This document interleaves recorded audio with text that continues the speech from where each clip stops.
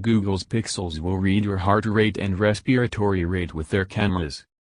Google is soon adding some interesting new features to its Fit app for its Pixel smartphones.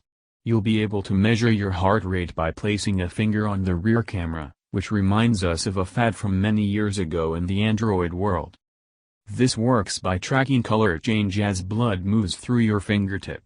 On the other hand, measuring your respiratory rate works with the selfie camera, where you position yourself within a frame and then just breathe. Google's Pixels will read your heart rate and respiratory rate with their cameras. The software will monitor the rise and fall of your chest and infer the rate from there. A Google Health product manager explains that doctors count a patient's respiratory rate in the same way, and the company's machine learning technique employed here is trying to emulate that. Google's Pixels will read your heart rate and respiratory rate with their cameras. A lot of people, especially in disadvantaged economic classes right now, don't have things like wearables, but would still really benefit from the ability to be able to track their breathing rate, heart rate, etc., the Google PM said.